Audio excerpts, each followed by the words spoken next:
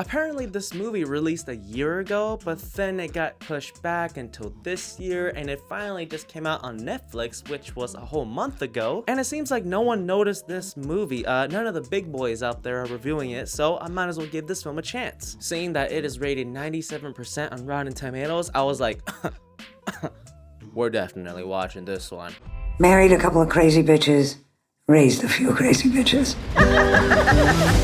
Be a friend to me. God damn, I really wish I reviewed this movie on the day it came out on Netflix, because I remember seeing it show up on there, but I was just like, there's a couple other things going on right now. I gotta review those first. And we all know how Netflix is. A lot of times they are just dropping some total hot garbage that shows up, and I don't want to waste my time. But thank goodness, His Three Daughters is one of the few films that slips into Netflix and turns out to be a fucking brilliant movie. This is a dialogue-driven drama that follows three estranged sisters that reunite in their childhood home in order to care for their dying father, who is currently in his final days. All of whom had led different lives and are coping in their own way. And the movie takes place entirely in this apartment. Yeah, we get a couple shots of, some of the girls being outside, but there's not much at all. We are watching a drama that takes entirely inside this little apartment in New York. We're watching some very real people that are going through their past and present, just trying to get through this time together. And the only way to make this kind of film work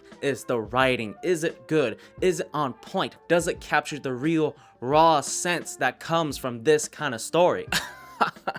It absolutely fucking does. Carrie Coon portrays the controlling, overbearing sister that's pretending to have it all under control and knows what she's doing. Natasha Lyonne is the stay-at-home daughter who's struggling to cope with the situation and seemingly running away from it all. And Elizabeth Olsen is the youngest of the three, trying to keep them all together and also seemingly the only one who actually is managing their circumstances. And very much like Manchester by the Sea, this is an exploration of grief. How the three of them are coping with this situation together, their arguments, fights, the past, the present.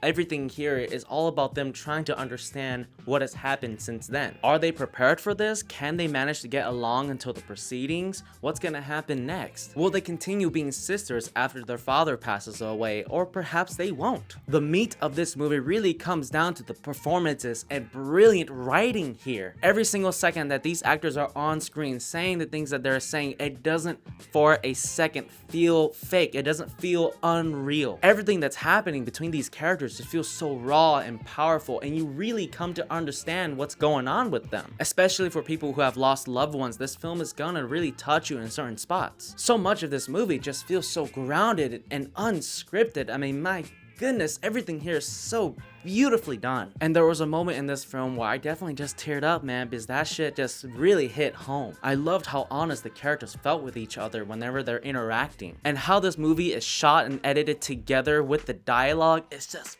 fucking amazing. Oh my goodness. I'm not gonna pretend like it's anything new, but it's really the presentation here and the weight, the levity of a scene that just works so well for the edit. Especially towards the end, because that was just genius. The emotional weight behind it all as we're seeing what's happening, what is coming, it is just extremely powerful. For a majority of this movie, we don't get to see their dad, who is currently in a coma or just bedridden. And you know what? That's okay. We don't need to see him. Our minds will fill in the gaps because this movie is about the daughters. But when we do get to see him, portrayed by J.O. Sanders, his performance is so powerful because of the build up to this very beautiful moment, very special moment. I'm so glad that we got a film like this because we honestly don't get enough of it. But then again, perhaps it's good that these only occasionally come through because it makes it feel all the more special. These explorations of love, family, grief, loss, these are the things that make film great. Film allows for these kind of stories to be shared,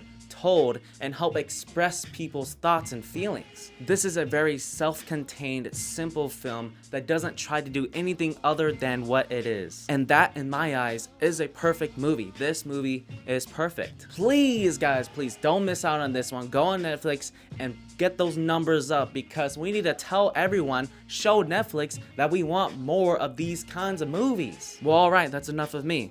I'll catch you guys next time.